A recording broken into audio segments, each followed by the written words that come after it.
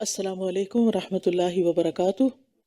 نحمده ونصلی علی رسولہ الکریم، اما بعد فاعوذ باللہ من الشیطان الرجیم، بسم اللہ الرحمن الرحیم۔ رب اشرح لی صدری ویسر لی امری واحلل عقدۃ من لسانی یفقہوا قولی۔ الحمد للہ الذی منہ بدأ الحمد والیہ یعود، الحمد للہ الذی منہ بدأ کل شیء والیہ یعود، لا الہ الا اللہ خالق کل شیء وَهُوَ عَلَى كُلِّ شَيْءٍ وَكِيلٌ۔ ہر قسم کی حمد اللہ کے لیے ہے، جس کی طرف سے حمد شروع ہوتی ہے اور جس کی طرف حمد لوٹ کر جاتی ہے۔ ہر قسم کی حمد اللہ کے لیے ہے، جس سے ہر چیز کا آغاز ہوتا ہے اور ہر چیز پلٹ کر اسی کی طرف جاتی ہے۔ اللہ کے سوا کوئی معبود برحق نہیں، وہ ہر چیز کا خالق ہے اور وہ ہر چیز پر کارساز ہے۔ دوسرا پارہ۔ اسے بے وقوف ضرور کہیں گے، کس چیز نے انہیں ان کے اس قبلے سے پھیر دیا جس کی طرف یہ رخ کیا کرتے تھے؟ آپ کہہ دیجئے، مشرق اور مغرب اللہ ہی کے ہیں، وہ جسے چاہتا ہے سیدھے رستے کی طرف ہدایت دیتا ہے۔ براء ابن عازب کہتے ہیں کہ رسول اللہ صلی اللہ علیہ وسلم ہجرت کر کے مدینہ پہنچے تو 16 یا 17 ماہ تک بیت المقدس کی طرف منہ کر کے نماز پڑھتے رہے۔ پھر آپ کو بیت اللہ کی طرف منہ کرنے کا حکم ہوا۔ اس پر یہود، منافقین، مشرکین سب نے اعتراضات شروع کر دیے کہ اگر وہ پہلا قبلہ درست تھا تو اسے بدلنے کی کیا ضرورت تھی، اور اگر یہ درست ہے تو اتنی دیر بیت المقدس قبلہ کیوں رہا؟ اللہ تعالیٰ نے اس کا جواب دیا کہ یہ لوگ بے وقوفی کی وجہ سے ایسی باتیں کہہ رہے ہیں۔ مشرق یا مغرب کی اپنی کوئی حیثیت نہیں کہ ان کی طرف منہ کرنا باعث ثواب ہو، بلکہ اصل چیز اللہ سبحانہ وتعالیٰ کے حکم کی فرما برداری ہے، کیونکہ مشرق و مغرب کا مالک وہی ہے۔ وہ جب چاہے جدھر چاہے منہ کر کے نماز پڑھنے کا حکم دے سکتا ہے۔ یاد رکھیے، عبادت میں اصل چیز اطاعت ہے، فرما برداری ہے۔ ہمارا کام اللہ کا حکم ماننا ہے، کیونکہ صراط مستقیم وہی ہے جس کا وہ حکم دیتا ہے، مگر اس پر چلنے کی توفیق وہ جسے چاہے دیتا ہے، اور جو توفیق سے محروم ہے وہ بے وقوفی سے بیکار باتیں بناتے رہتے ہیں۔ یاد رکھیے، اللہ کے حکم پر اعتراض کرنا اللہ کی نگاہ میں بے وقوفی اور جہالت ہے، اور ایسا کام وہی کرتا ہے جو بے وقوف ہو، حق سے عناد رکھتا ہو۔ جو شخص سچا مومن ہو، عقل مند ہو، جو شخص ہدایت یافتہ ہو، وہ اللہ تعالیٰ کے ہر حکم کو خوشی کے ساتھ قبول کر لیتا ہے۔ آج بھی اگر کوئی بڑے سے بڑا مفکر، بڑے سے بڑا فلاسفر، بڑے سے بڑا سائنٹسٹ اللہ کے کسی حکم پر اعتراض کرتا ہے تو وہ دراصل جہالت کا شکار ہے۔ دین کے اعتبار سے بے وقوف لوگ وہی ہوتے ہیں کہ جو اللہ کے حکم کے خلاف چلتے ہیں۔ بعض لوگ دنیا کے معاملات میں بہت مہارت رکھتے ہیں، لیکن اللہ کی نگاہ میں وہ حقیر ترین ہوتے ہیں۔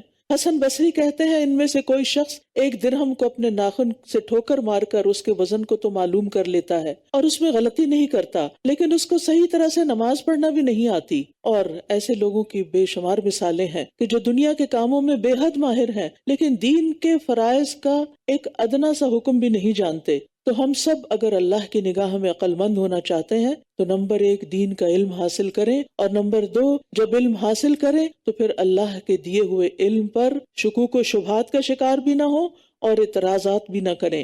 وَكَذَلِكَ جَعَلْنَاكُمْ أُمَّةً وَسَطًا لِتَكُونُوا شُهَدَاءَ عَلَى النَّاسِ وَيَكُونَ الرَّسُولُ عَلَيْكُمْ شَهِيدًا۔ اور اسی طرح ہم نے تمہیں میانہ رو امت بنا دیا تاکہ تم لوگوں پر گواہ ہو جاؤ اور رسول تم پر گواہ ہوں۔ اور جس قبلے پر آپ تھے اسے ہم نے اس لیے مقرر کیا تھا تاکہ ہم معلوم کریں کہ کون اس رسول کی پیروی کرتا ہے۔ یعنی یہ تبدیلی کس لیے تھی؟ تبدیلی ایک مشکل کام ہوتا ہے، لیکن تبدیلی کی ایک وجہ تھی کہ یہ ٹیسٹ کرنا تھا، ایک امتحان لینا تھا کہ رسول کی پیروی کون کرتا ہے، رسول کی بات کون مانتا ہے، اس کے برعکس جو اپنی ایڑیوں کے بل پھر جاتا ہے۔ اور بے شک یہ تبدیلی بہت بھاری تھی، بے شک یہ بات بہت بھاری تھی، مگر ان لوگوں پر نہیں جنہیں اللہ نے ہدایت بخشی، اور اللہ ایسا نہیں کہ تمہارا ایمان ضائع کر دے۔ بے شک اللہ تو لوگوں پر بہت شفقت کرنے والا، نہایت رحم کرنے والا ہے۔ امت وسط کا ایک اہم کام بتایا جا رہا ہے۔ امت وسط امت مسلمہ ہے۔ وسط کا معنی ہوتا ہے درمیانہ، اور افضل چیز کو بھی وسط کہہ دیتے ہیں، کیونکہ درمیانی چیز، درمیانی راہ سب سے بہتر ہوتی ہے۔ اور یہاں مراد بہترین امت، یعنی اے امت محمد صلی اللہ علیہ وسلم، ہم نے تمہیں امت وسط بنایا ہے، چنی ہوئی امت بنایا ہے، اور تمہارا کام ہے لوگوں پر گواہی دینا۔ اس کا ایک معنی یہ ہے کہ اللہ کا پیغام دوسروں تک پہنچانے کی گواہی دینا، لوگوں کے سامنے دین حق کو رکھنا، کیونکہ اس امت کے افضل ہونے کا سبب بھی یہی ہے کہ وہ لوگوں کو نیکی کا حکم دیتے ہیں اور برائی سے منع کرتے ہیں، جیسے آتا ہے کنتم خیر امت اخرجت للناس۔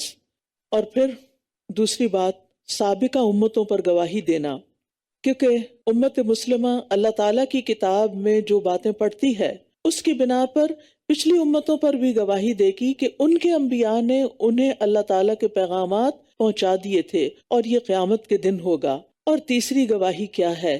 ایک مسلمان کی دوسرے مسلمان کے حق میں گواہی، کسی کے نیک ہونے کی یا بد ہونے کی۔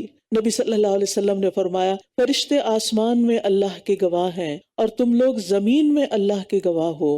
لہٰذا ہم سب کو اس بات کی فکر بھی ہونی چاہیے کہ ہمارا امپریشن لوگوں میں کیا ہے، ایک نیک انسان کے طور پر یا ایک برے انسان کے طور پر۔ اس کا یہ مطلب نہیں کہ ہم ایکٹنگ شروع کر دیں اور ہم لوگوں کے سامنے اچھے بننے کی کوشش کریں اور دکھاوا اور ریاکاری شروع کر دیں، لیکن اس بات کی فکر ضروری ہے کہ ہم اپنے آثار کیا چھوڑ کے جا رہے ہیں، ہمارے امپریشنز کیا ہیں، لوگ ہمیں دیکھتے ہی ہمارے بارے میں کیا سوچتے ہیں۔ اور پھر یہاں رسول صلی اللہ علیہ وسلم کی اتباع کا وجوب بھی پتہ چلتا ہے، لِنَعْلَمَ مَن يَتَّبِعُ الرَّسُولَ، کیونکہ آپ کی اطاعت کرنے والے، آپ کا اتباع کرنے والے اللہ کے محبوب بندے ہوتے ہیں۔ رسول اللہ صلی اللہ علیہ وسلم نے فرمایا میری ساری امت جنت میں جائے گی سوائے اس کے جس نے انکار کیا۔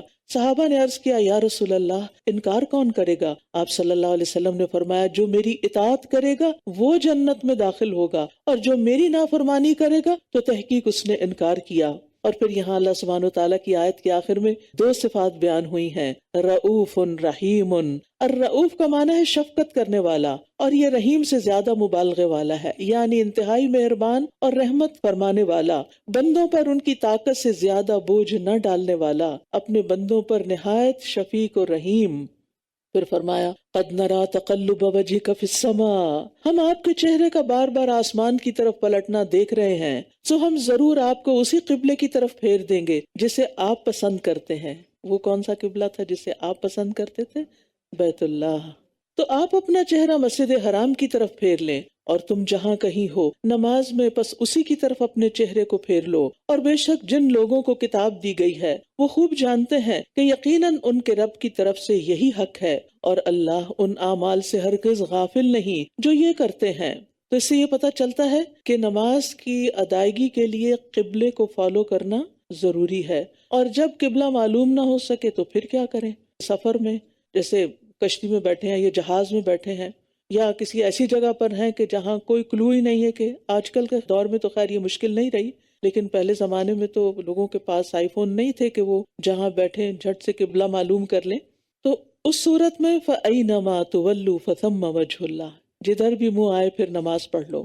سواری پر نفل نماز پڑھتے ہوئے اگر ممکن ہو تو قبلہ رخ کر لینا چاہیے، لیکن اگر ممکن نہ ہو تو جدھر منہ آئے پھر فَثَمَّ وَجْهُ اللَّهِ، اسی طرف رخ کر کے آپ نماز پڑھ سکتے ہیں۔ رسول اللہ صلی اللہ علیہ وسلم جب سفر کرتے اور نفل پڑھنے کا ارادہ کرتے تو اپنی اونٹنی کا رخ قبلے کی طرف کر کے تکبیر کہتے، پھر سواری آپ کا رخ جدھر کو بھی کرتی نماز پڑھتے رہتے۔ لیکن فرض نماز کے لیے ضروری ہے کہ قبلہ رخ ہی ہو، الا یہ کہ نماز کا وقت نکل رہا ہے اور آپ کے پاس کوئی چوائس نہیں، یا یہ کہ آپ کسی بھی طرح اس طرف منہ کر ہی نہیں پاتے کسی بھی مجبوری کے تحت، ورنہ دو نمازیں سفر میں جمع کی جا سکتی ہیں کہ آپ ظہر اور عصر، مغرب اور عشاء، اگر جلدی نکلنا ہو تو مغرب کے ساتھ ہی عشاء پڑھ کے نکل جائیں، اور اگر تاخیر سے پڑھنا ہو تو ظہر کو بھی عصر کے ساتھ ملا کر ڈیسٹینیشن پہ پڑھ لیں، لیکن قبلے کی طرف ضرور رخ کریں۔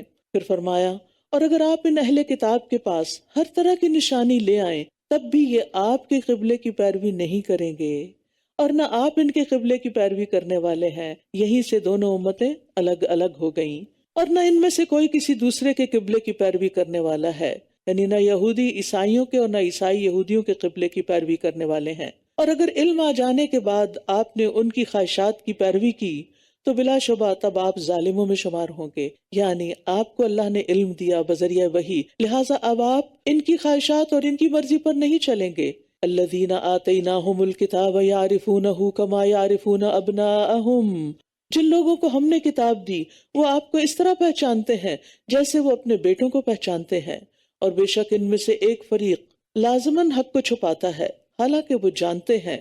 الحق من ربک فلا تکونن من الممترین، یہ حق آپ کے رب کی طرف سے ہے، لہٰذا آپ ہرگز شک کرنے والوں میں سے نہ ہوں۔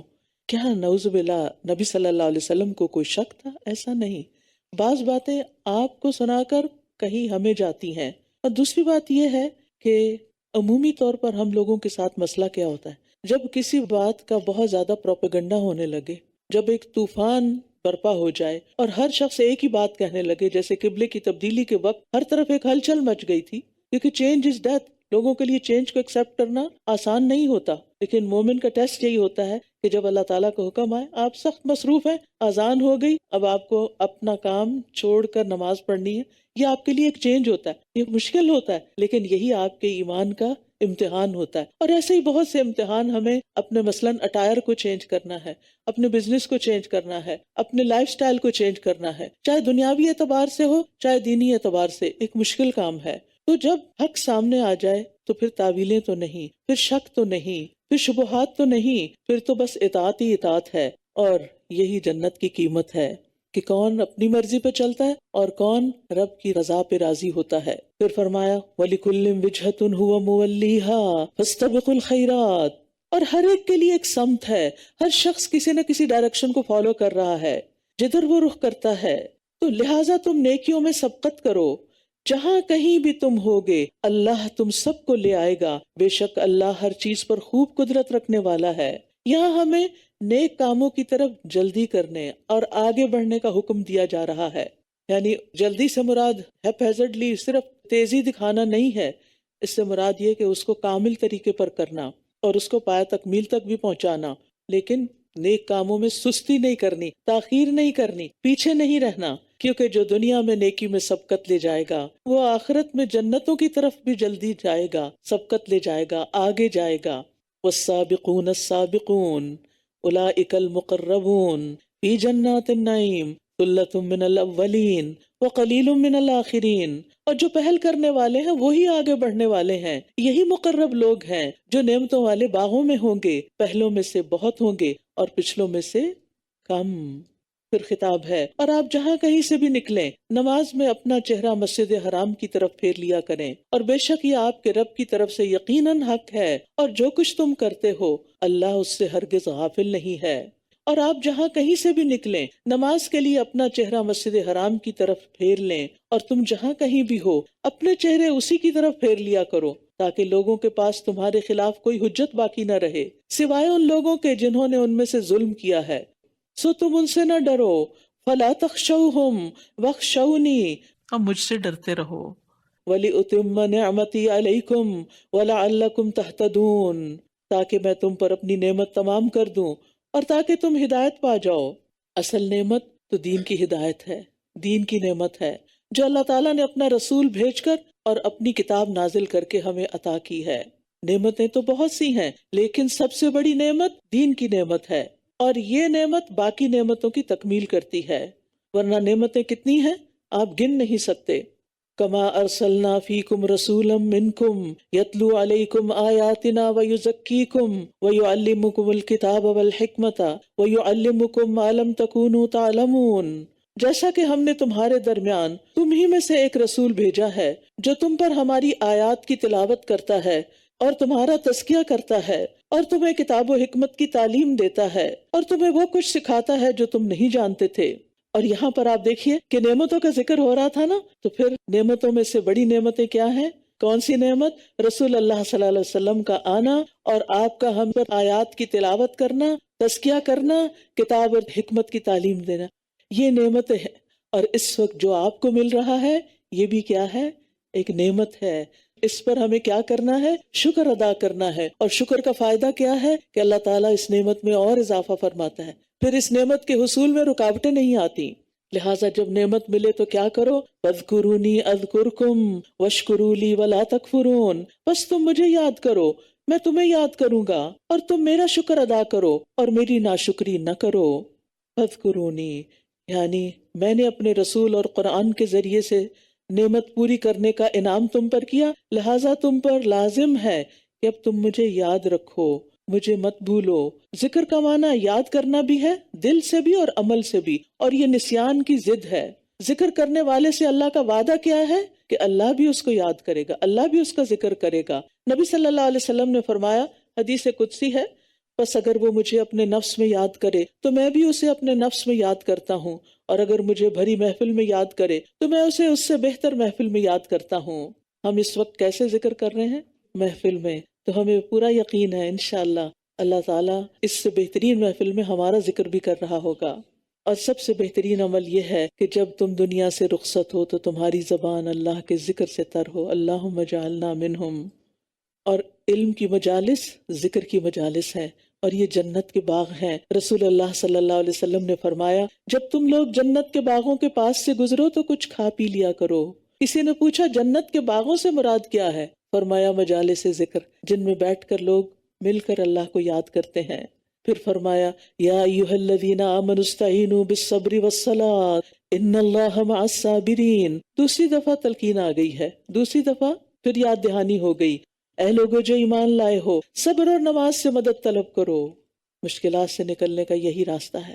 بے شک اللہ صبر کرنے والوں کے ساتھ ہے، اور جو لوگ اللہ کی راہ میں مارے جائیں انہیں مردہ مت کہو، بلکہ وہ زندہ ہیں لیکن تم شعور نہیں رکھتے۔ اور اب مصائب خمسہ کا ذکر ہے، 5 مصیبتیں۔ وَلَنَبْلُوَنَّكُمْ بِشَيْءٍ مِّنَ الْخَوْفِ وَالْجُوعِ وَنَقْصٍ مِّنَ الْأَمْوَالِ وَالْأَنفُسِ وَالثَّمَرَاتِ وَبَشِّرِ الصَّابِرِينَ۔ اور ہم تمہیں کسی نہ کسی چیز کے ساتھ ضرور ہی آزمائیں گے، خوف اور بھوک سے، اور مالوں اور جانوں اور پھلوں میں کمی کر کے، اور صبر کرنے والوں کو خوشخبری دے دیجئے۔ گویا آزمائش کا آنا بھی باعث خیر ہے، کیونکہ آزمائش پر ہی صبر ہوتا ہے، اور صبر والوں کے لیے خوشخبریاں ہیں، کیونکہ صبر کرنے والوں کو ان کا اجر بے حساب دیا جائے گا۔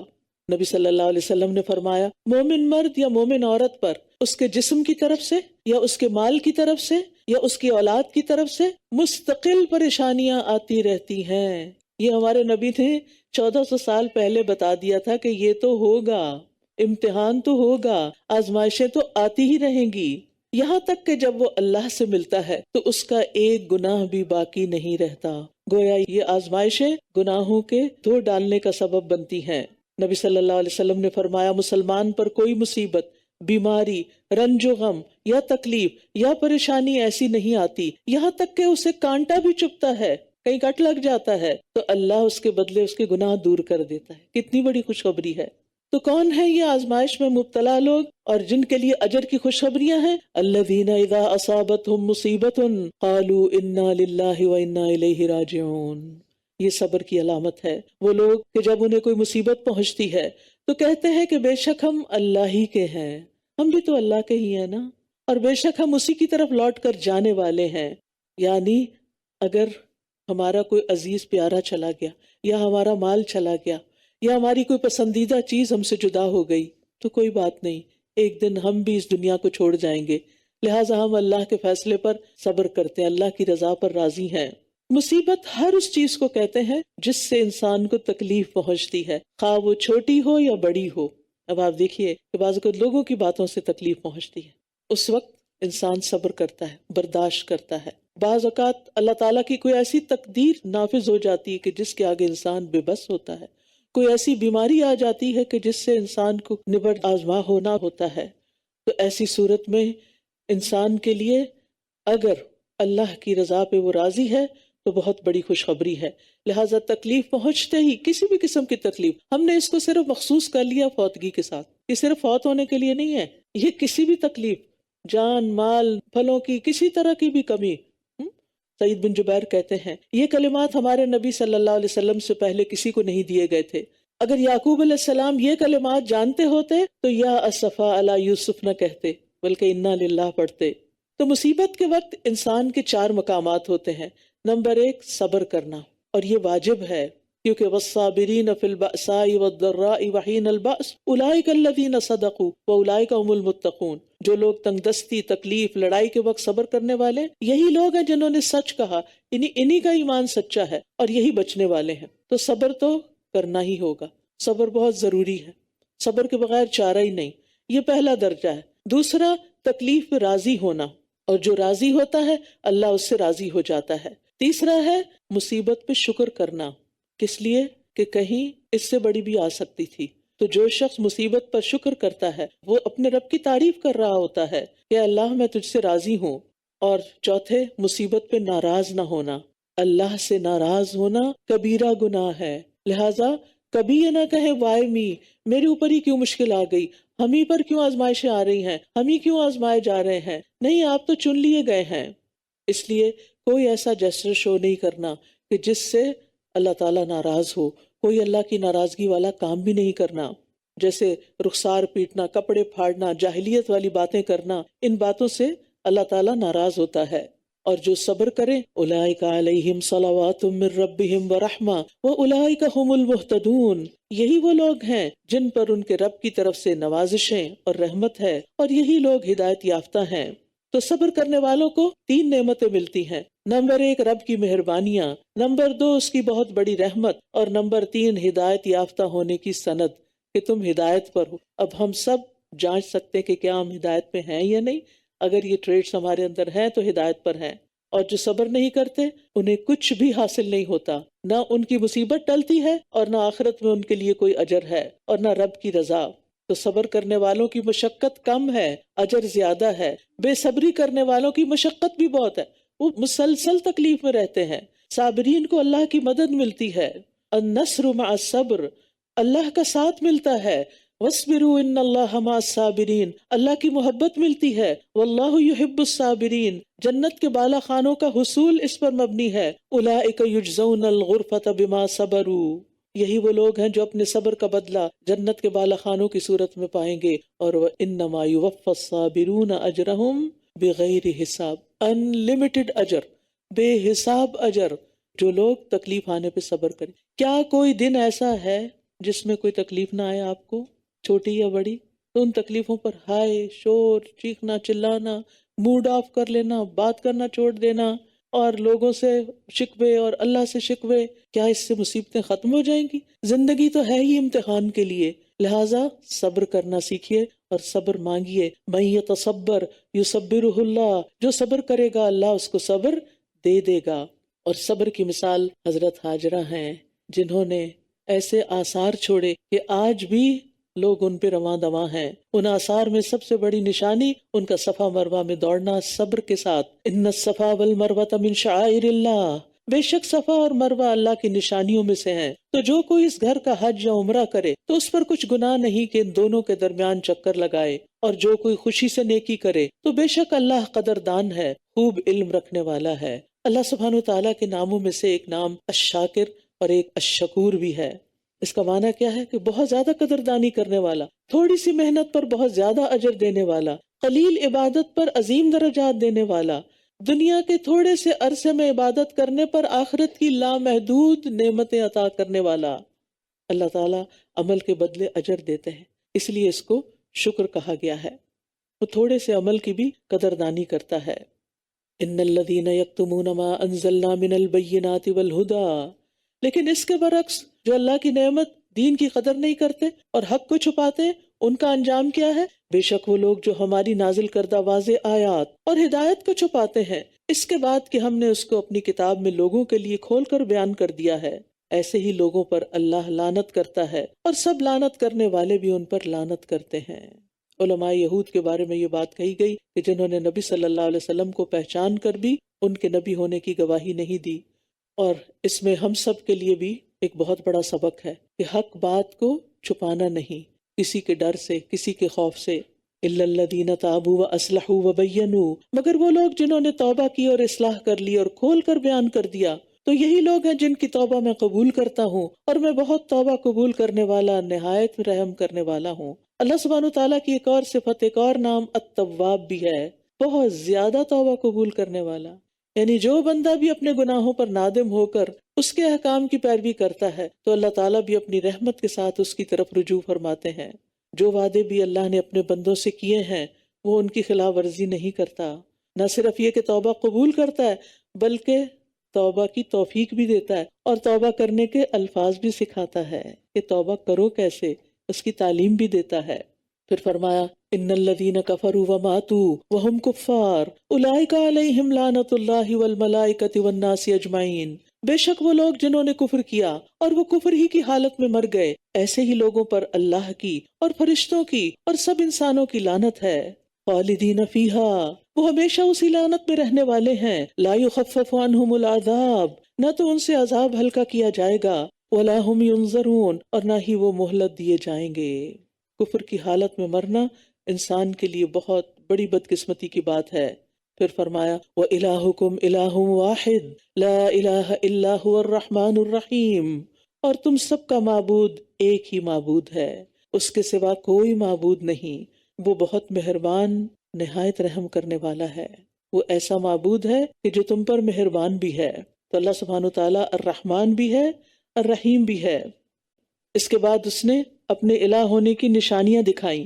ان فی خلق السماوات والارض واختلاف اللیل والنہار، بے شک آسمانوں اور زمین کی پیدائش میں اور رات اور دن کے ایک دوسرے کے پیچھے آنے جانے میں، اور ان کشتیوں میں جو سمندر میں وہ چیزیں لے کر چلتی ہیں جو لوگوں کو نفع دیتی ہیں، اور اس پانی میں جو اللہ نے آسمان سے اتارا، پھر اس سے زمین کو اس کی موت کے بعد زندہ کیا، اور اس میں ہر قسم کے جاندار پھیلا دیے، اور ہواؤں کی گردش میں اور ان بادلوں میں جو آسمان اور زمین کے درمیان مسخر ہیں، ان لوگوں کے لیے یقیناً بہت سی نشانیاں ہیں جو عقل رکھتے ہیں۔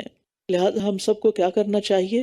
اللہ تعالیٰ سے تعلق مضبوط کرنے کے لیے ان نشانیوں پر غور و فکر کرنا چاہیے۔ یہ نہیں کہ بس صبح ہوئی ہے، رات ہوئی ہے اور کوئی غور و فکر نہیں، چڑھتے سورج کو دیکھ کر بھی اللہ کی شان کو یاد رکھیں، اللہ کی تسبیح کریں، اور جب سورج غروب ہو رہا ہو، جب دن کی روشنی آئے اور جب رات کا اندھیرا ہو، ہر آن اپنے رب کو یاد کریں اور اللہ تعالیٰ کی قدرت کو پہچانیں کہ یہ اس کے سوا کوئی بھی نہیں کر سکتا، وہ اکیلا ہی یہ سب کچھ کر رہا ہے۔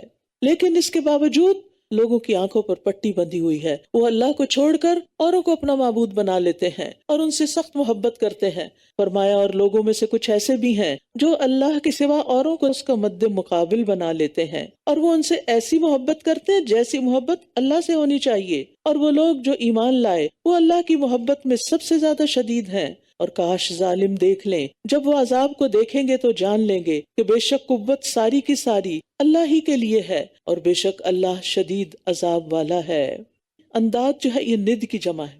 کل ہم نے یا ایھا الناس اعبدوا ربکم میں پڑھا تھا فلا تجعلوا للہ اندادا، یہاں وہ سبق پھر دوبارہ دہرا دیا گیا۔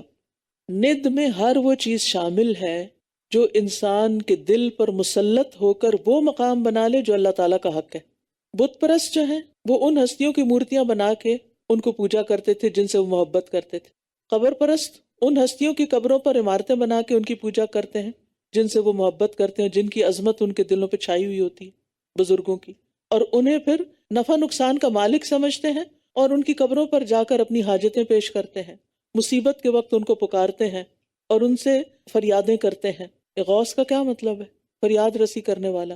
کیا اللہ کے علاوہ بھی کوئی فریاد رسی کر سکتا ہے؟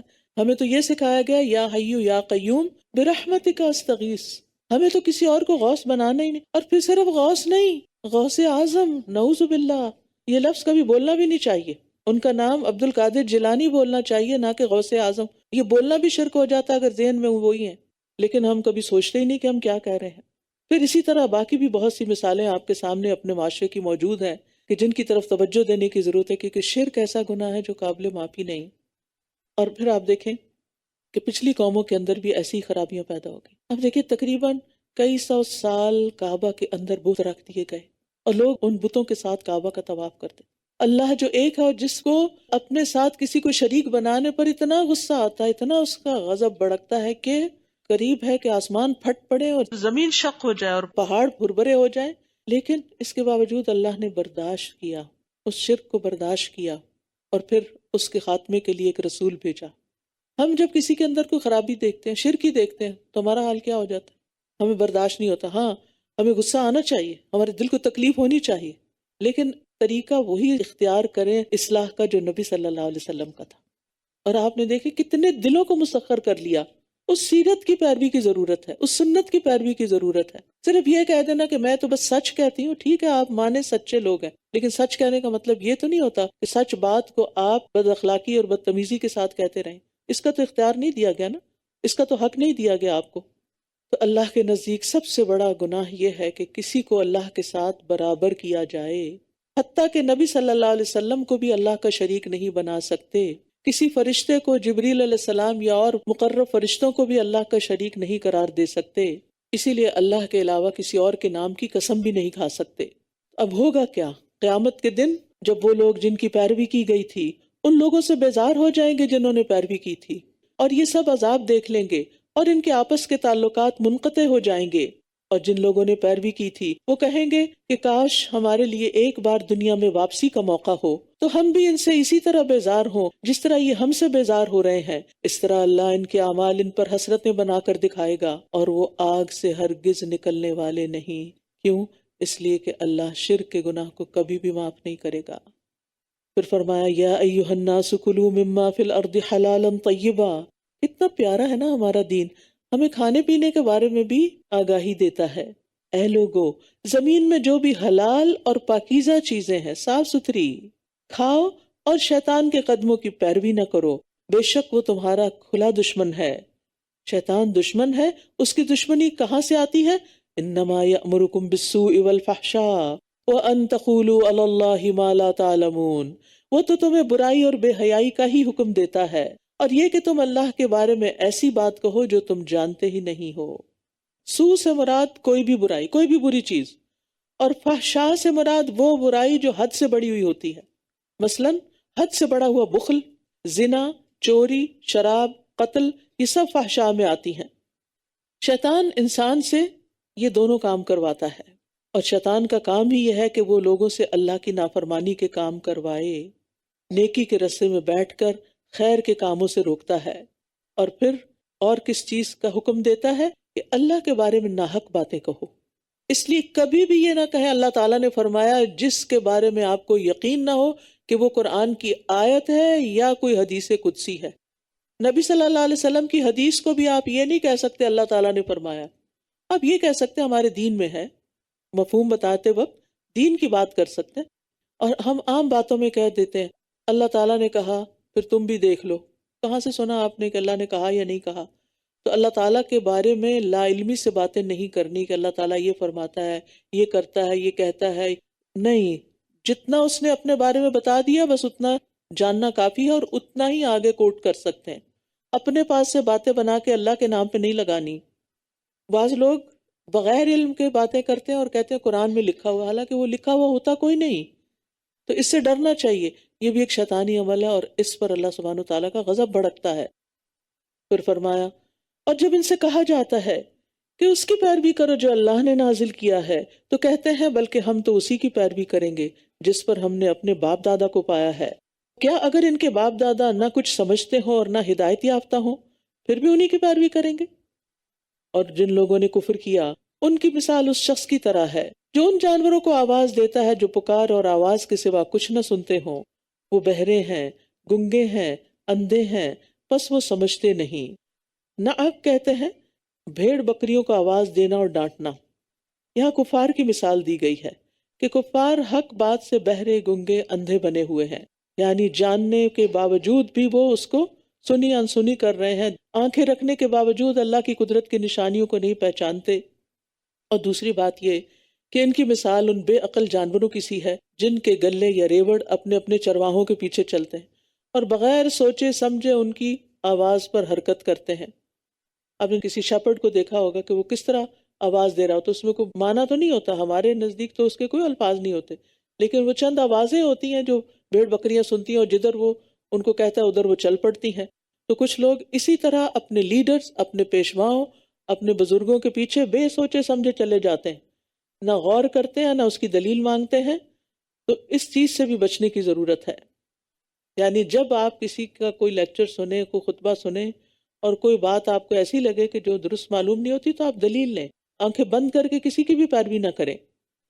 یا ایھا الذین آمنوا کلوا من طیبات ما رزقناکم واشکروا للہ ان کنتم ایاہ تعبدون۔ اے لوگو جو ایمان لائے ہو، جو پاکیزہ چیزیں ہم نے تمہیں عطا کی ہیں ان میں سے کھاؤ، اور اللہ کا شکر ادا کرو اگر تم واقعی اسی کی عبادت کرتے ہو۔ پھر حکم آ گیا، ایمان کا تقاضا ہے کیا؟ نمبر 1، پاکیزہ چیزیں کھاؤ۔ جو ہم نے رزق دی ہیں تمہیں، اللہ کا رزق ہے، اس میں سے پاکیزہ کا انتخاب کرو۔ کھانے کے بعد کیا کرو؟ شکر ادا کرو۔ یہ شکر کیا ہے؟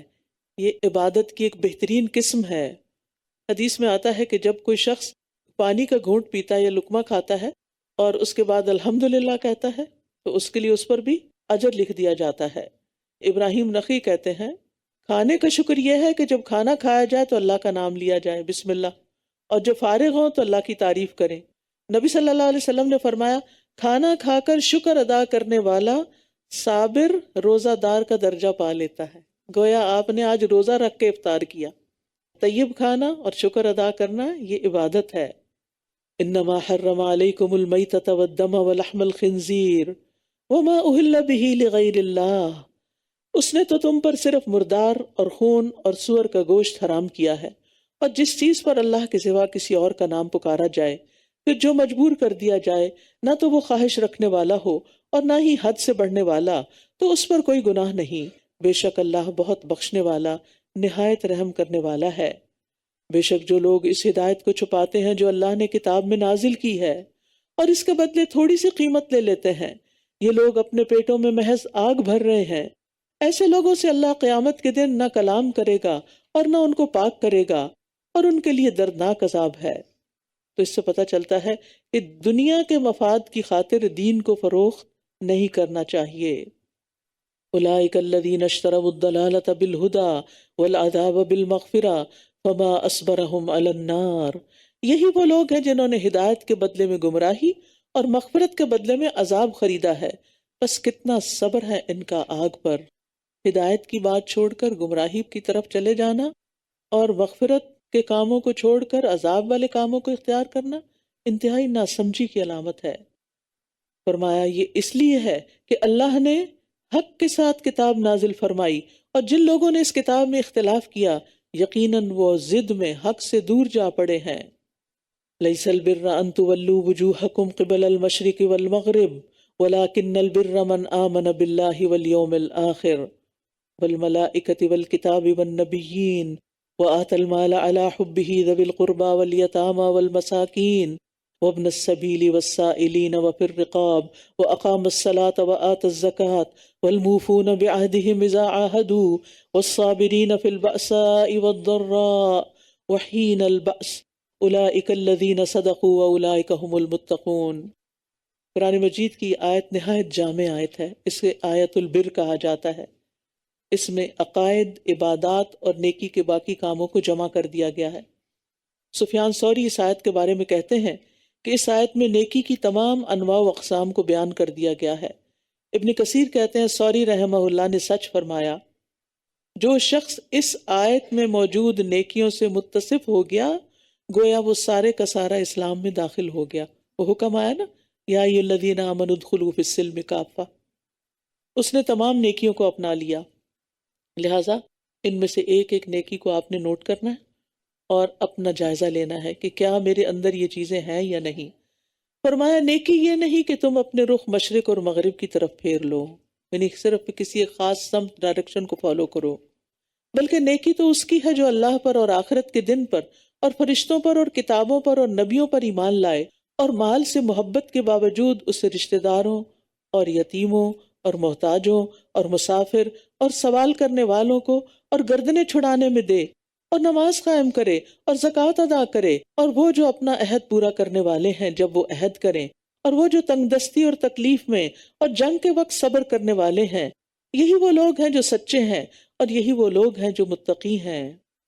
اس آیت میں ایمانیات کی بات بھی ہو گئی، اور اس کے بعد اللہ کی محبت میں اور مال کی محبت کے باوجود رشتہ داروں، یتیموں، محتاجوں، مسافروں، سوالیوں اور گردنیں چھڑانے میں مال خرچ کرے۔ اپنا جائزہ لیجئے، احتساب کیجئے کہ کیا ہم ان ساری جگہوں پہ مال لگاتے ہیں، پھر عبادات کی طرف توجہ، نماز اور زکوٰۃ، اور پھر اپنے حقوق العباد، وعدے پورے کرنا، اور پھر صبر اور سچائی۔ یا ایھا الذین آمنوا کتب علیکم القصاص فی القتلی، اے لوگو جو ایمان لائے ہو، تم پر مقتولوں کے بارے میں قصاص لینا فرض کر دیا گیا ہے، آزاد کے بدلے آزاد اور غلام کے بدلے غلام اور عورت کے بدلے عورت، پھر جس قاتل کو اس کے بھائی یعنی مقتول کے وارث کی طرف سے کچھ معاف کر دیا جائے تو مقتول کے وارث کے لیے معروف طریقے سے پیروی کرنا اور قاتل کو اچھے طریقے سے اس کی دیت ادا کرنا لازم ہے۔ یہ تمہارے رب کی طرف سے تخفیف اور رحمت ہے۔ پھر جو اس کے بعد زیادتی کرے تو اس کے لیے دردناک عذاب ہے۔ یہاں اہل جاہلیت کے ایک ظلم کا خاتمہ مقصود ہے، کیونکہ ان کے ہاں اگر کمزور قبیلے کی کوئی عورت کسی طاقتور قبیلے کے مرد کو قتل کر دیتی تو وہ قتل کرنے والی عورت کی بجائے اس قبیلے کے کسی بے گناہ مرد یا بہت سے مردوں کو قتل کر دیتے تھے۔ اسی طرح کسی کمزور قبیلے کا کوئی غلام کسی زور آور قبیلے کے کسی آزاد آدمی کو قتل کر دیتا تو وہ اس قاتل غلام کی جگہ اس قبیلے کے کسی بے گناہ آزادی کو قتل کرنے پر اصرار کرتے۔ تو اللہ تعالیٰ نے واضح کر دیا کہ نہیں، قتل کرنے والے کے بدلے میں قاتل ہی کو قتل کیا جائے گا، کسی دوسرے کو نہیں۔ قاتل خواہ آزاد ہے، غلام ہے، مرد ہے یا عورت۔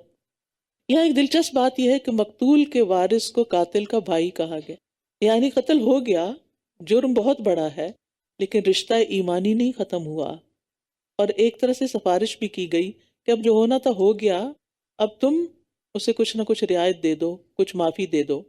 معافی کی دو صورتیں ہیں، ایک تو یہ کہ صدقہ کرتے ہوئے دیت کے بغیر معاف کر دیں، اور دوسرا یہ کہ دیت لیں، خواہ پوری لیں یا اس میں سے کچھ معاف کر دیں، اور اگر معاف کرتے ہوئے قصاص کی جگہ دیت قبول کر لیں تو پھر دینے والوں پہ لازم ہے کہ اچھی طرح اس کو ادا کریں، اور دیت کا تقاضا کرنے والے اچھے طریقے سے کریں۔ استطاعت ہوتے ہوئے دیت ادا نہ کرنا ظلم ہے، اور دیت میں دیر بھی نہیں کرنی چاہیے۔ وَلَكُمْ فِي الْقِصَاصِ حَيَاةٌ يَا أُولِي الْأَلْبَابِ لَعَلَّكُمْ تَتَّقُونَ، اور تمہارے لیے قصاص میں زندگی ہے اے عقل والو، تاکہ تم بچ جاؤ۔ یعنی قصاص تو جان کے بدلے جان لینا ہے، جان لینے میں زندگی ہے۔ ہاں، یہ کہ ڈیٹرنٹ کا کام کرے گا، آئندہ لوگوں کی جانیں بچ جائیں گی، سزا کے خوف سے لوگ قتل کرنے سے رک جائیں گے، اور کوئی کسی اور کو قتل کرنے کی جرت نہیں کرے گا۔ اور پھر تتقون، یعنی تم دوسرے کو قتل کرنے سے بچ جاؤ گے، اور اس طرح آخرت میں اللہ کے عذاب سے بچ جاؤ گے۔ علماء کہتے ہیں کہ یہ آیت اختصار اور جامعیت میں بے نظیر ہے، بے مثال ہے، اتنا بڑا حکم چند لفظوں میں دے دیا گیا۔ پھر فرمایا کتب علیکم اذا حضر احدکم الموت، تم پر فرض کیا گیا کہ جب تم میں سے کسی کو موت آنے لگے، یعنی ایسی بیماری ہے کہ اب زندگی کے آثار کم ہی ہیں، یعنی جان بچنا مشکل ہے، تو اگر وہ کچھ مال چھوڑ دے تو والدین اور رشتہ داروں کے لیے معروف طریقے سے وصیت کر جائے، یہ حق ہے متقی لوگوں پر۔ اب ایسا ہے کہ والدین اور رشتہ داروں کے حصے تو اللہ تعالیٰ نے سورۃ النساء میں خود مقرر کر کے بتا دیے، لیکن کچھ والدین اور رشتہ داروں کے حصے مقرر نہیں بھی ہوتے، ان کے بارے میں وصیت کرنا ضروری ہوتا ہے تاکہ وہ محروم نہ رہ جائے۔ مثلا وہ والدین جو مسلم ہی نہیں، کافر والدین وارث تو نہیں بن سکتے، تو ان کے لیے وصیت کی جا سکتی، یا غلام ہیں، غلام بھی وارث نہیں بنتا لیکن وہ غلام مسلمان ہیں، تو ایسی صورت میں اس کے لیے بھی کچھ نہ کچھ وصیت کی جا سکتی۔ اسی طرح دادا دادی، نانا نانی جن کا کوئی پرسان حال نہیں، تو والدین کی موجودگی میں ان کے حق میں بھی وصیت لازم ہے، کیونکہ اگر والدین ہو تو اوپر پھر نہیں جا سکتی وراثت، ایسی صورت میں ان کے لیے کچھ وصیت کر دی جائے۔ اسی طرح کسی شخص کے بیٹوں کی موجودگی میں پوتے پوتیاں وارث نہیں ہو سکتے، تو پھر ان کو وصیت کے ذریعے کچھ دیا جا سکتا ہے، یعنی ایسے پوتوں کے حق میں وصیت فرض ہے جن کا والد فوت ہو چکا ہو اور ان کا جائیداد میں حصہ نہ بنتا ہو، تو ان کے لیے کچھ نہ کچھ وصیت کے طور پر مختص کر دیا جائے۔ وَمَن بَدَّلَهُ بَعْدَ مَا سَمِعَهُ فَإِنَّمَا إِثْمُهُ عَلَى الَّذِينَ يُبَدِّلُونَهُ إِنَّ اللَّهَ سَمِيعٌ عَلِيمٌ، پھر جو شخص اس وصیت کو سننے کے بعد اسے بدل ڈالے تو بے شک اس کا گناہ ان لوگوں پر ہے جو اس کو بدلیں گے، بلا شبہ اللہ بہت سننے والا، بہت جاننے والا ہے۔ السمیع، بہت سننے والا، اس کی سماعت سے کوئی چیز بھی دور نہیں، چونٹی کے چلنے کی آواز ہو یا کسی اور چیز کی اس سے بھی کم، کوئی اللہ کی تعریف کرے، حمد پکارے یا کوئی شکوہ کرے، سب کی باتیں سن رہا ہوتا ہے۔ اور سم بمانا اجابت یعنی قبول کرنے کے بھی آئے ہیں۔ پھر اگر کسی کو وصیت کرنے والے کی طرف سے کسی طرفداری یا گناہ کی وصیت کرنے کا اندیشہ ہو تو وہ ان میں باہم اصلاح کرا دے تو اس پر کچھ گناہ نہیں، بے شک اللہ بے حد بخشنے والا، نہایت رحم کرنے والا ہے۔ یا ایہا الذین آمنوا کتب علیکم الصیام، اے لوگو جو ایمان لائے ہو، تم پر روزے رکھنا فرض کر دیا گیا ہے، جیسے تم سے پہلے لوگوں پر فرض کیا گیا تھا، کیوں روزے رکھو تاکہ تم متقی بن جاؤ۔ یہ ہے اصل مقصود۔ تو روزہ تقوی کے حصول کا، یعنی تقوی کے اتنے فوائد اور بے شمار ثواب اور اجر بتائے جاتے ہیں، تو سوچتا ہے انسان، کیونکہ انسان کی نجات کا نثار تقوی، تقوی حاصل کیسے ہو؟ تقوی روزے سے حاصل ہوتا ہے اور بہت بڑا ذریعہ ہے، کیونکہ اس میں نفس کو کنٹرول کیا جاتا ہے۔ روزہ شہوت کو توڑتا ہے، انسان کے تکبر کو ختم کرتا ہے۔ تو جتنا زیادہ تقوی ہوگا اتنا زیادہ مقام ہوگا، کیونکہ نبی صلی اللہ علیہ وسلم سے پوچھا گیا لوگوں میں سب سے زیادہ معزز کون ہے؟ آپ نے فرمایا لوگوں میں سب سے زیادہ معزز وہ ہے جو سب سے زیادہ تقوی والا ہو۔ اللہ کی نگاہ میں ان اکرمکم عند اللہ اتقاکم، لہذا تقوی کا حصول ضروری ہے۔ اور یہ رمضان کا مہینہ جو آنے ہی والا ہے نا انشاءاللہ، لگتا ہے پورا مہینہ روزے رکھنے ہوگے۔ جی ہاں، پورا مہینہ، لیکن چند دن ہے بس گنتی کے، ایام معدودات، گنتی کے چند دن ہے۔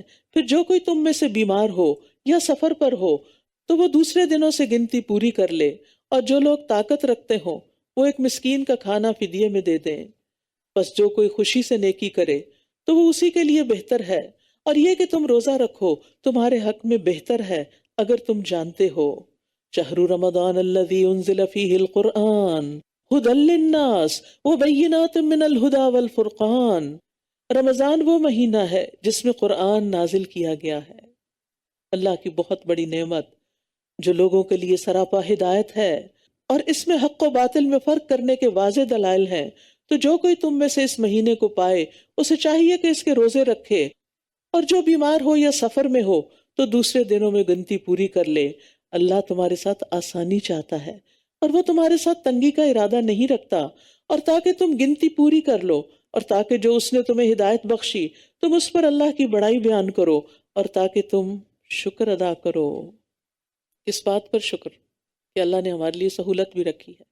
اور پھر جب رمضان ختم ہو جائے تو تکبیرات کہہ کے اللہ کی بڑائی بیان کرو کہ اللہ نے رمضان کا مہینہ اچھا گزار دیا، روزے پورے ہو گئے، اور اب عید منانے کا وقت ہے۔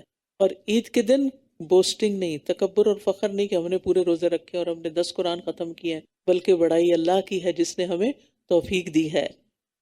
وَإِذَا سَأَلَكَ عِبَادِي أَنِّي فَإِنِّي قَرِيبٌ، اور جب میرے بندے آپ سے میرے بارے میں سوال کریں تو بے شک میں قریب ہی ہوں، میں پکارنے والے کی پکار کا جواب دیتا ہوں جب بھی وہ مجھے پکارے، لہٰذا انہیں چاہیے کہ یہ بھی میری بات قبول کریں اور مجھ پر ایمان لائیں تاکہ یہ ہدایت پائیں۔ یاد رکھیے روزہ دار کی دعا رد نہیں ہوتی، خصوصاً رمضان میں روزے کی حالت میں دعا کی قبولیت زیادہ بڑھ جاتی ہے، اور افطار کا وقت تو قبولیت کا وقت ہوتا ہے۔ اس وقت گھر میں ہنگامہ مچانے کی بجائے دعا مانگنے پر توجہ رکھنی چاہیے۔ نبی صلی اللہ علیہ وسلم نے فرمایا 3 آدمیوں کی دعا رد نہیں کی جاتی، ان میں سے ایک روزے دار کی، یہاں تک کہ وہ اس کو افطار کر لے۔ نبی صلی اللہ علیہ وسلم نے یہ بھی فرمایا کہ رمضان کے ہر دن اور ہر رات اللہ تبارک و تعالیٰ کی طرف سے کچھ لوگوں کو جہنم سے خلاصی نصیب ہوتی ہے، اور ہر دن رات میں مسلمان کی ایک دعا ایسی ضرور ہوتی ہے جو قبول ہو جائے۔ لہٰذا خوب دعائیں کرنی ہے، اپنی دعاؤں کی لسٹ بنا کے رکھ لیں، اور قرآنی اور مسنون دعاؤں کی کتاب بھی آپ کے پاس ہونی چاہیے تاکہ آپ کوئی چیز نہ چھوڑیں جو نبی صلی اللہ علیہ وسلم نے مانگی۔ اور دعائیں ایپ تو آپ سب کے پاس ہوگی ہی انشاءاللہ، کیونکہ اس میں ہم نے پوری کوشش کی ہے کہ زیادہ سے زیادہ دعائیں جمع کر سکیں، تو انشاءاللہ آپ کو بے حد فائدہ ہوگا، کیونکہ موبائل تو جگر کا ٹکڑا ہے، ہر جگہ ساتھ ہوتا ہے، اس لیے کچھ مس نہیں ہونے والا، جہاں بھی خیال آئے فوراً دعا کرنا شروع ہو جائے۔ پھر فرمایا احل لکم لیلۃ الصیام الرفث الی نسائکم ہن لباس لکم وانتم لباس لہن، روزوں کی راتوں میں تمہارے لیے اپنی عورتوں کے پاس جانا حلال کر دیا گیا ہے، وہ تمہارے لیے لباس ہیں اور تم ان کے لیے لباس ہو۔ لباس کیا کرتا ہے؟ زینت بخشتا ہے، پروٹیکشن دیتا ہے، کمفرٹ دیتا ہے، عیب چھپاتا ہے، خوبصورتی بخشتا ہے۔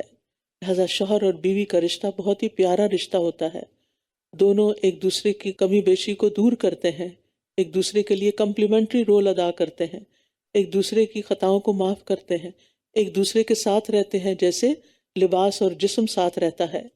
اللہ جانتا ہے کہ تم اپنے نفسوں سے خیانت کر رہے تھے، تو اس نے تم پر مہربانی کی اور تمہیں معاف کر دیا۔ یعنی پہلے جب ابھی حکم نہیں آیا تھا پاس جانے کا فزیکل ریلیشن شپ کا، تو کچھ لوگ ایسا کچھ کر لیتے تو پھر وہ گلٹی فیل کرتے تھے.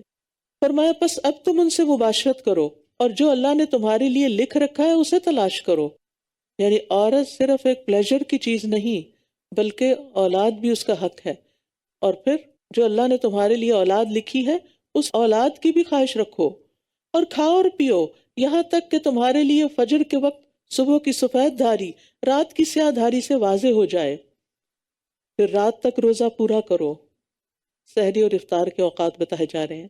اور جب تم مسجدوں میں اعتکاف کی حالت میں ہو تو ان سے مباشرت نہ کرو. مسجد ایک مقدس مقام ہے، اس کا اپنا ادب اور احترام ہے، اور اس کے اندر مخصوص کام کرنے کے ہیں، ہر کام کرنے کا نہیں. یہ اللہ کی حدود ہیں، بس ان کے قریب بھی نہ جانا. اللہ اسی طرح اپنی آیات کو لوگوں کے لیے کھول کھول کر بیان فرماتا ہے تاکہ وہ بچ جائیں. اور تم ایک دوسرے کے مال آپس میں باطل طریقے سے نہ کھاؤ، اور نہ ان کو بطور رشوت حاکموں کے پاس لے جاؤ تاکہ تم لوگوں کے مالوں کا کچھ حصہ گناہ کے ساتھ کھا جاؤ حالانکہ تم جانتے ہو. باطل طریقے سے مال کھانے کا مطلب ہے کسی کا مال غصب کر کے، جبرن لے کے، چوری کر کے، امانت میں خیانت کر کے، ادھار لی ہوئی چیز کا انکار کر کے، یہ سب باطل طریقے سے مال کھانا ہے. اسی طرح اس میں وہ معاوضہ بھی شامل ہے جو حرام ہے، جیسے سودی لین دین، ہر قسم کے جوئے سے حاصل شدہ مال. کہ کوئی لاٹری نکل آئی ہے، کوئی خوش ہونے کی ضرورت نہیں، اور اول تو اس میں جانا ہی نہیں چاہیے تھا، نکل بھی آئی ہے تو اس کا ایک پیسہ بھی حلال نہیں آپ کے لیے، کیونکہ یہ مال کسی کام کے معاوضے کے طور پر نہیں آپ کو ملا. پھر اسی طرح خرید و فروخت کے معاملات، بزنس میں دھوکہ دینا، ملاوٹ کے ذریعے مال حاصل کرنا، مزدوروں سے کام لینا پھر ان کی اجرت کھا جانا، یہ بھی باطل طریقے سے مال کھا جانا ہے. اسی طرح لوگوں کا زکوٰۃ، صدقات، اوقاف اور وصیتوں کا مال کھا جانا، یعنی کرپشن کے ذریعے بیت المال کے اندر کرپشن، یہ بھی اسی میں داخل ہے. تو جو اس مال کے مستحق نہیں یا مستحق تھے مگر اپنے حق سے زیادہ وصول کر لیا، یہ بھی درست نہیں. اسی طرح وراثت میں کسی کا حق نہ دینا اور زبردستی اس پہ قبضہ جما لینا، بے شمار صورتیں ہیں. یعنی جو مال آپ کا حق نہیں وہ آپ کے لیے اس کی طرف دیکھنا بھی جائز نہیں. وہ جس کا ہے اللہ اسی کو نصیب کرے، اپنے مال کی فکر کرے لیکن دوسروں کے مال پہ نظر نہ رکھیں، اور نہ ہی دھوکے اور فریب سے ان کو ہتھیانے کی کوشش کریں، کیونکہ ناحق ایک لقمہ کھانا بھی عذاب کا باعث ہے. پھر فرمایا یسألونک عن الأہلہ، وہ آپ سے نئے چاندوں کے بارے میں سوال کرتے ہیں. اب نیا چاند نکلنے والا ہے، کوشش کیجئے رمضان کا چاند دیکھیں.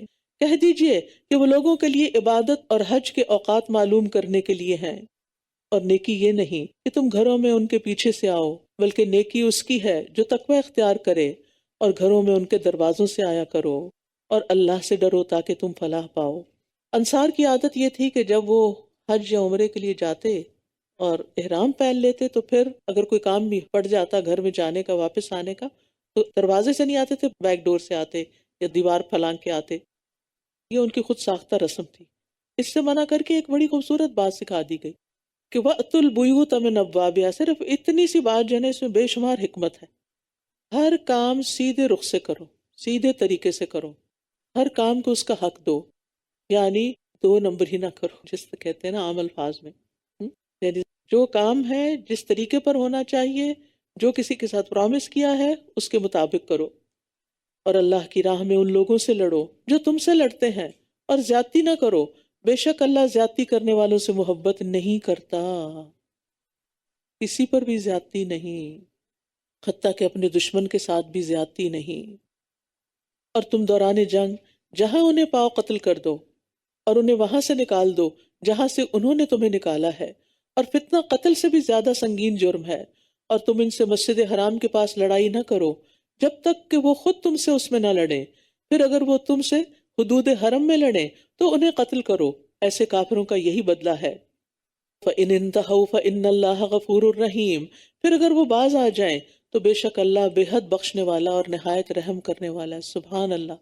یعنی وہ لوگ جو نبی صلی اللہ علیہ وسلم کے دشمن بنے ہوئے تھے اور آپ کو نہ حل میں نہ حرم میں کہیں بھی معاف کرنے پہ تیار نہیں تھے، اگر وہ بھی توبہ کر لیں تو اللہ تعالیٰ ان کو بھی معاف کر دے گا. جیسے ابو سفیان کی مثال ہے کہ کہاں کہاں انہوں نے آپ سے مقابلہ نہیں کیا، لیکن جب وہ اسلام لے آئے پچھلے سارے گناہ معاف ہو گئے. یہ ہے ہمارا دین. ان الحسنات یذہبن السیئات. اور ان سے جنگ کرو یہاں تک کہ فتنہ باقی نہ رہے اور دین صرف اللہ ہی کا ہو جائے، پھر اگر وہ باز آ جائیں تو ظالموں کے سوا کسی پر زیادتی جائز نہیں۔ حرمت والے مہینے میں لڑائی کا بدلہ حرمت والے مہینے میں ہی ہے، یعنی اگر کوئی حرمت والے مہینے میں تم پہ اٹیک کرے گا تو حرمت والے مہینے میں ہی جواب دیا جائے گا، ورنہ حرمت والے مہینے میں جنگ کرنا جائز نہیں۔ اور حرمتوں کی پامالی کا بھی قصاص ہے، بس جو کوئی تم پر زیادتی کرے تو جیسی زیادتی وہ تم پر کرے ویسی ہی تم اس پر کرو، اور اللہ سے ڈرتے رہو اور جان لو کہ اللہ متقی لوگوں کے ساتھ ہے۔ اور اللہ کی راہ میں خرچ کرو اور اپنے ہاتھوں اپنے آپ کو ہلاکت میں نہ ڈالو، اور نیکی کرو، بے شک اللہ نیکی کرنے والوں سے محبت کرتا ہے۔ نیکی کیوں کرے؟ اللہ کی محبت حاصل کرنے کے لیے، اور یہاں اللہ کی راہ میں مال خرچ کر کے، اللہ کے دین کے لیے مال خرچ کر کے، اور مال کو سینت سینت کے نہ رکھو ورنہ یہ مال ہی ہلاکت کا سبب بن جائے گا۔ بخل جو ہے وہ ہلاکت کا سبب ہوتا ہے۔ اور نیکی کرتے رہو، یعنی اپنے مال کے ذریعے بھی نیکی کرتے رہو۔